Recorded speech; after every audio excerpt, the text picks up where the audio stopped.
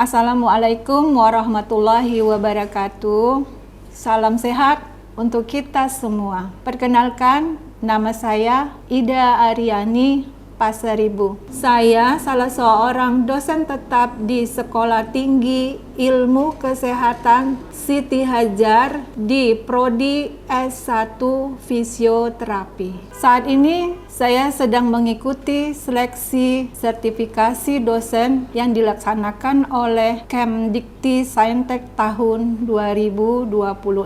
Pada kesempatan ini, saya akan memaparkan salah satu mata kuliah yang saya ampuh, yaitu Teknologi Informasi. Sebagai dosen pada program fisioterapi tentunya memiliki kewajiban untuk melaksanakan Tridharma perguruan tinggi. Salah satunya adalah pengajaran. Saya akan menjelaskan luaran yang diharapkan serta model pembelajaran pada mata kuliah Teknologi Informasi ini. Mata kuliah ini membahas tentang pemanfaatan teknologi komputer, aplikasi dan sistem informasi untuk mengumpulkan, menyimpan, mengolah, dan mengelola data kesehatan agar pelayanan medis lebih efektif, efisien, aman, dan berbasis bukti. Adapun model pembelajaran yang saya terapkan yaitu sistem DIA, yang merupakan singkatan dari Delivery Interaction Assessment. Delivery merupakan proses penyampaian materi dengan baik kepada mahasiswa agar mudah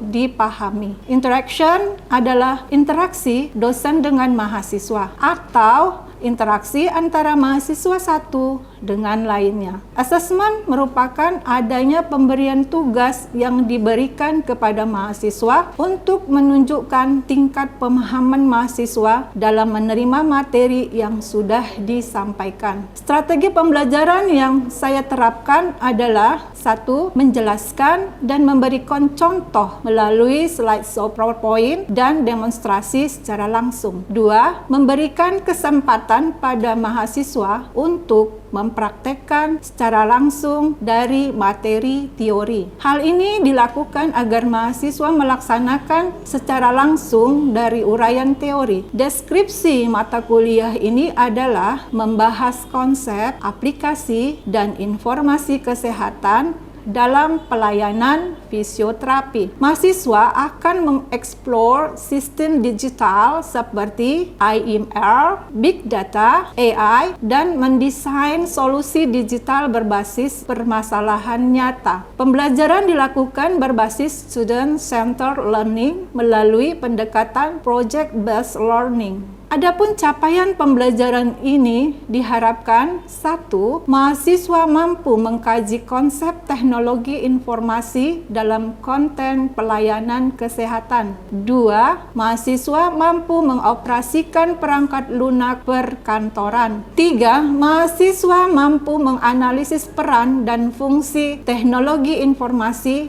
dalam pengelolaan data pasien dan pelayanan fisioterapi. 4. Mahasiswa mampu mengevaluasi aspek legal, etika, dan keamanan data dalam penggunaan teknologi informasi di bidang fisioterapi. 5. Mahasiswa mampu menerapkan perangkat lunak dan sistem informasi kesehatan dalam proses dokumentasi dan edukasi pasien fisioterapi. 6. Mahasiswa mampu mengembangkan proyek berbasis kasus. Selanjutnya, pada aspek interaction, saya menggunakan student-centered learning yang menekankan mahasiswa terlibat aktif dalam pembelajaran sehingga mampu berpikir kritis, kreatif, dan inovatif. Adapun indikator dari penilaian teknologi informasi ini yaitu partisipasi 10%, tugas 10%, praktek 25%, ujian tengah semester 25%, ujian akhir semester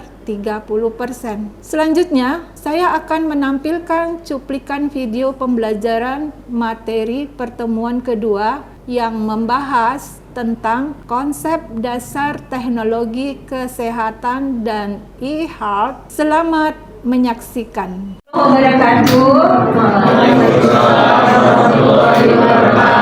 Selamat pagi semuanya. Sudah sarapan semuanya? Sebelum pembelajaran, saya absen dulu ya. Pandi, Krisnadi, Felix, Yolanda, Nia, Diwinita, hadir. Ami, hadir. Wanda, Chandra. Hari ini pertemuan kita yang kedua. Ya. Waktu pertemuan yang pertama, materinya tentang apa? Peran tim dalam layanan dan suara. Saya ingin bertanya pada materi sebelumnya, bagaimana perkembangan TIK berkontribusi dalam meningkatkan akses layanan kesehatan khususnya di daerah terpencil. Kira-kira siapa yang bisa menjawab? Oke, Fandi. Jadi Bu, perkembangan teknologi informasi kesehatan memungkinkan layanan kesehatan itu menjangkau daerah terpencil, bisa melalui telemedicine, aplikasi konsultasi online, dan rekam medis elektronik berbasis cloud.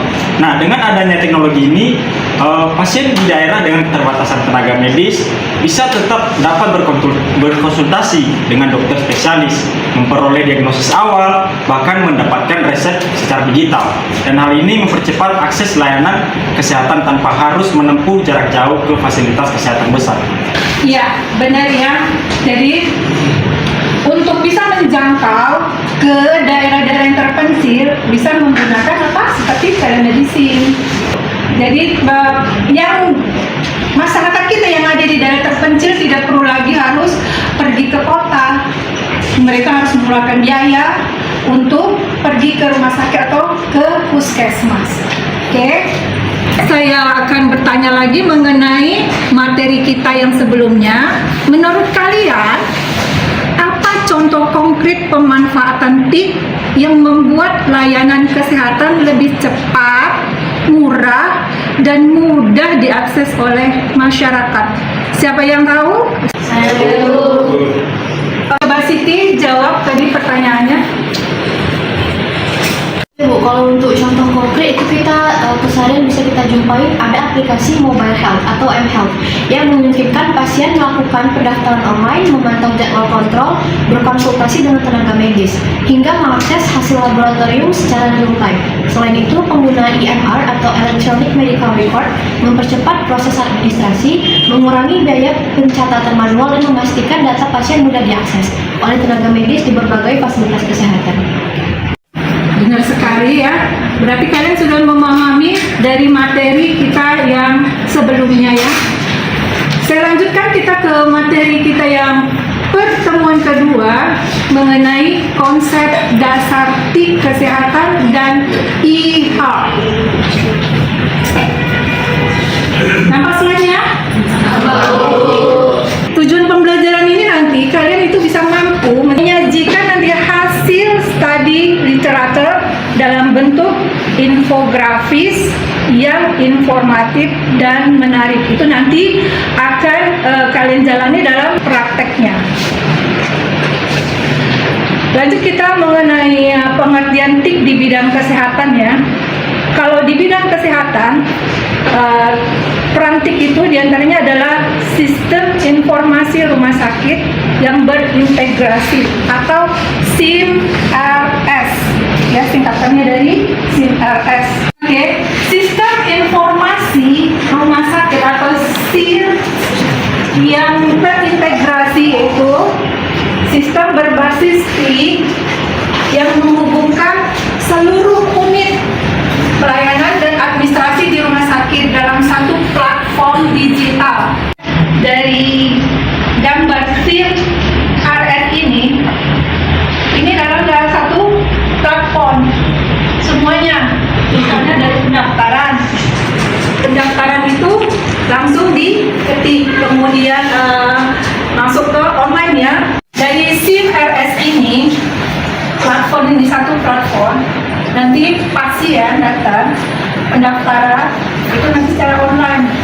tembus ke semua sub-subnya.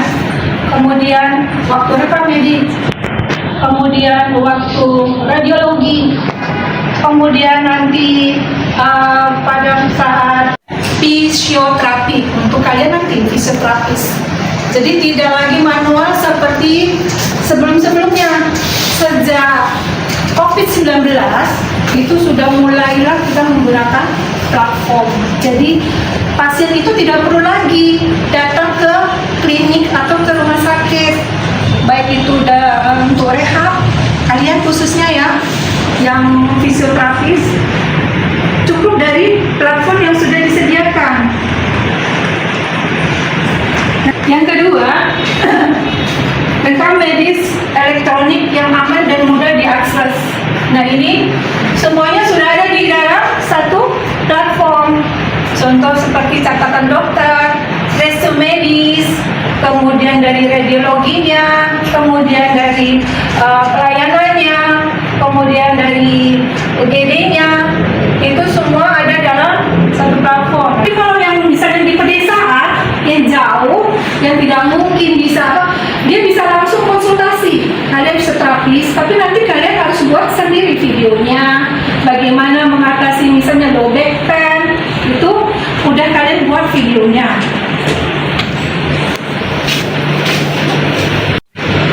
Yang ketiga, yaitu telemedicine untuk konsultasi jarak jauh. Itu tadi, kalau misalnya ada pasien yang mau konsultasi, misalnya terkilir nih tangannya, dia sudah konsultasi aja sama ahlinya. Kalian ahlinya, kalian adalah calon fisioterapis, tapi sebelumnya kalian sudah buat ya, sudah buat platformnya, kemudian kalian sudah daftar dan sudah masukkan video-video kalian. Nah, itu nanti pasien kalian itu tidak perlu lagi harus datang ke klinik kalian. Ya, tetap nanti kalian dapat juga dari pembayaran dari platform yang sudah kalian buat. Jadi beberapa slide yang sudah saya paparkan. Kira-kira ada yang mau ditanya? Oke, Yola, coba apa yang mau ditanya? Apa saja contoh platform untuk fisioterapi? Platform yang untuk kalian fisioterapis, karena banyak ya platformnya. Untuk apotik itu ada semua, untuk konsultasi ada, tapi untuk fisioterapi memang agak jarang. Yang ada itu seperti ini, Fisiotrik, kemudian Fisiokonek, kemudian fisioterapi. Nah ini semua bisa digunakan walaupun produknya dari luar negeri. Nah ini bisa digunakan untuk kalian sebagai calon fisioterapis. Ini juga untuk medis, untuk obat. Ya kalau kalian butuh, misalnya malas jauh, malas ke apotik, kalian bisa buka platformnya nih. Kemudian ini untuk klik dokter, untuk dokter juga. Ada penyakit misalnya jantung, penyakit apa, bisa konsultasi dulu ke dokter. Itu bisa kalian gunakan atau kalian coba-coba. Perkembangan e-health telah berevolusi dari sistem informasi itu mulai dari COVID ya. Mulai dari COVID itu mulai berkembang e-health itu. Kalian aja belum menggunakan. Ya, itu sebenarnya sudah berlangsung mulai dari pasca pandemi. Kita nggak boleh keluar kemana-mana. Jadi mau berobat bagaimana? Itulah sudah ada digital health-nya. Telemedicine, konsultasi dokter via video atau chat. Selama ini kalian belum coba ya, belum ada coba. Kemudian telerehab, sesi terapi fisik jarak jauh. Nah ini untuk kalian calon fisioterapis, pasien-pasien kalian bisa melakukan telerehabilitas. Kemudian aplikasi kesehatan mobile, pelacakan kebugaran dan janji temu. Nah itu kalau selama ini misalnya kalau kita mendaftar, kalau BPJS lagi ya, ramai tuh datang jam 7 pagi.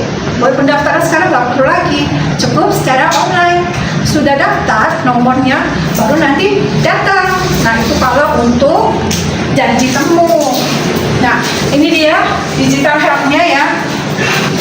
Dari satu platform itu nanti kalian bisa komunikasi dengan dokter, bisa ada menggunakan alat jantung kita sehat tidak,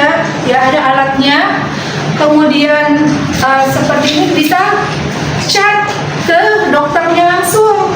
Ya walaupun misalnya dengan perantara si perawat dulu baru ke dokternya. Masuk ke manfaat dari e-health. Manfaatnya apa sih e-health itu untuk kita ataupun untuk pasien? Koordinasi cepat, maksudnya mempercepat pertukaran data antara fasilitas kesehatan, memastikan perawat yang terpadu. Jadi pergerakannya itu cepat, ya, mengkoordinasi secara cepat. Tidak perlu harus misalnya lah udah ke tempat kalian fisioterapis harus kan pikir dulu ke bagian ini pendaftaran, dia udah daftar belum? Nggak belum. Ataupun misalnya dia udah bayar belum? Itu sudah ada di dalam satu platform itu. Kemudian manfaat yang lain, penghematan biaya, ya jelas nggak perlu lagi harus ke tempat klinik atau ke rumah sakit. Dia hanya tinggal menggunakan platform. Kemudian untuk kualitas layanan, meningkatkan kualitas layanan kesehatan, kepuasan pasien melalui akses yang lebih baik dan perawatan personal. Ya, ini maksudnya dengan e-health kualitas layanan itu semakin bertingkat. Karena apa? Semakin bertambah. Karena kan selalu ada evaluasi ya dalam produk satu platform itu. Evaluasinya apa? Bagaimana supaya mempermudahkan pasien lagi? Mudah-mudahan dipermudahkan lagi. Bagaimana caranya? Itulah nanti tugas-tugas, memang sebenarnya tugas-tugas seorang IT, tapi kalau bisa kalian seorang fisioterapis melakukannya, why not? Kenapa tidak, ya? Sambil kalian ada seorang fisioterapis, kalian bisa juga menciptakan alat yang memang untuk kalian, kan khusus untuk kalian fisioterapis. Bagaimana yang mempermudahkan pasien dan mempermudahkan kalian juga. Tetap alat ke kalian, ya. Tetap kalian bisa melayani si pasien. Ruang lingkup di kesehatan itu pengolahan data pasien. Nah, itu kalian maksudnya pengolahan data itu mengintegrasi pengumpulan, penyimpanan dan analisis data pasien untuk didiagnosa akurat dan perawatan yang personal.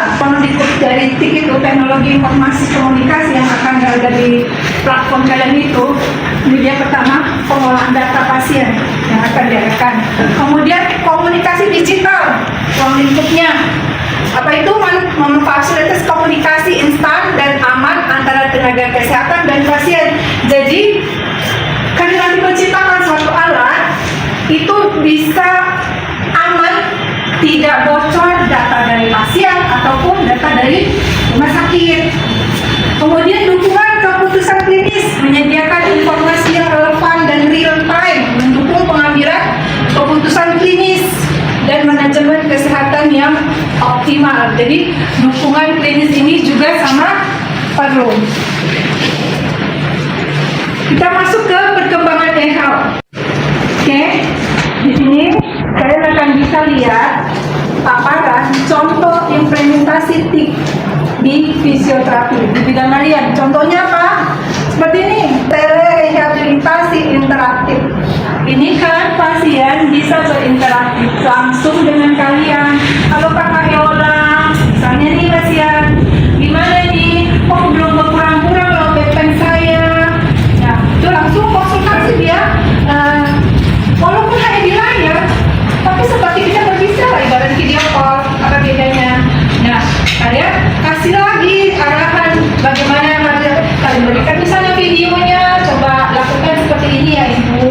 Nah, itu dia berkonsultasi seakan-akan langsung jumpa kalian, padahal yang dihadapinya hanyalah layar laptop atau komputer. Kemudian video tutorial dan aplikasi. Nah, bisa juga kalian langsung. Oke, Bapak, misalnya dia ngeluh nih, kok nggak sembuh-sembuh ya Pak, Ibu, katanya gitu sama kalian. Oke, Bapak, Pak, misalnya kalian bilang, pantau sebentar ya, saya cobakan. Bapak ikut gerakan saya ya, kalian lakukan gerakan, kemudian ikutin ya. Nah, seakan-akan dia ada di hadapan kalian, ya padahal layar. Nah, itu bisa video tutorial langsung diaplikasikan ke pasien. Kemudian untuk monitoring perkembangan, ya kalian bisa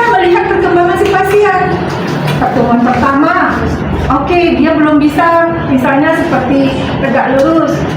Pertemuan kedua ternyata dia udah mulai begini nih. Pertemuan ketiga sudah lurus badannya. Tadinya begini, kan kesakitan di pinggangnya.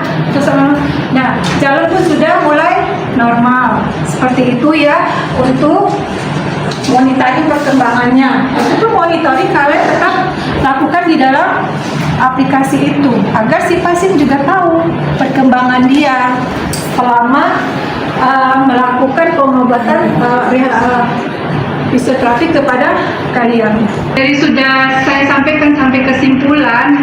Ada yang mau bertanya? Ada yang tidak paham dengan materi yang sudah saya berikan? Saya bertanya Bu, apa sih Bu manfaat TIP bagi kami seorang fisioterapi?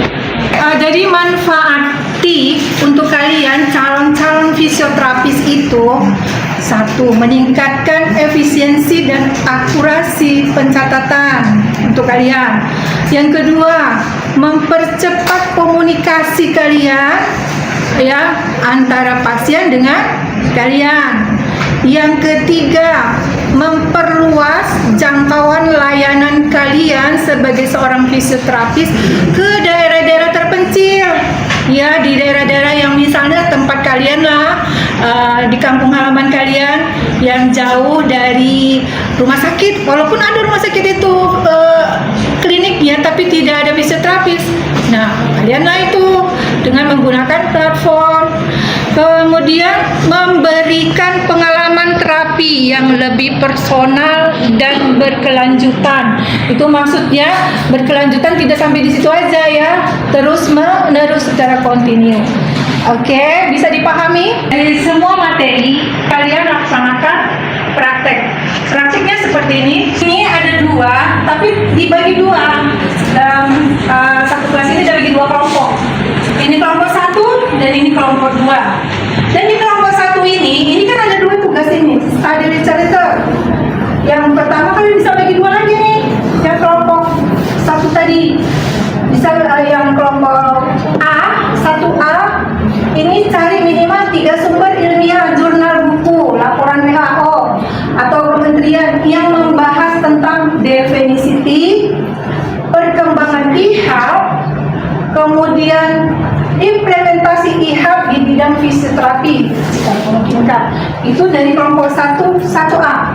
Yang kelompok 1B ini kalian buat ringkasan 300 atau sampai 500, jangan lebih ya, yang mencakup tentang konsep TIP kesehatan, kemudian jenis dan contoh IHAP, kemudian tantangan dan peluang implementasi di Indonesia. Untuk kelompok 2, infografis tugas kalian. Infografis, buat infografis berisi rangkuman visual. Nah ini boleh juga dibagi dua juga ya. 2A tugasnya nih buat infografis apa aja, definisi kesehatan, TIP, kemudian diagram icon, ilustrasi, misalnya alur penggunaan IL, kemudian manfaat penggunaan TIP. Untuk 2A, 2B ini tools yang disarankan. Nah ini dari ini masukkan kembali tugas dari 2B. Bisa dipahami? Bisa Bu. Jadi untuk dua tugas yang dibagi ke tim 1 dan tim 2, apakah pengumpulannya satu? Maksudnya masing-masing satu atau mahasiswanya juga? Untuk pengumpulan ini cukup satu ya, 1A, misalnya 2A, 2B, satu aja.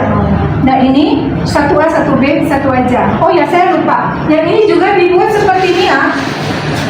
Tools, boleh kalian pakai PowerPoint, boleh, sama. Jadi ini sama ini juga pakai. Nanti pada saat pertemuan terakhir kali kita akan buat seperti seminar, ya seminar apa saja yang sudah kita dapatkan. Pertemuan kita yang kedua ini sudah kita bahas semua materi, dan materi sebelumnya juga kalian sudah kuasai. Dan ini yang pertemuan yang kedua ini saya harap tugas bisalah kalian laksanakan dengan sebaik-baiknya, bisalah mencapai target yang sudah saya paparkan yang di slide pertama. Kalian bisa mengidentifikasikan TIP itu di bidang fisioterapi di bidang kalian ya. Dengar adanya tugas seperti study literatur, kemudian infografis. Jadi kalian semakin paham. Walaupun ini bukan di bidang kalian teknologi informasi ya, tapi saya harap itu bisa membarengin kalian dalam fisioterapis kalian. Skill kalian adalah fisioterapis. Nanti bisa menjadi alat kalian teknologi informasi ini. Oke, saya akhiri pertemuan kita. Assalamualaikum warahmatullahi wabarakatuh. Selamat pagi semuanya. Demikianlah video pembelajaran mata kuliah teknologi informasi ini. Saya Ida Aryani Pasaribu. Terima kasih sudah menyaksikan. Assalamualaikum warahmatullahi wabarakatuh. Salam sehat untuk kita semua.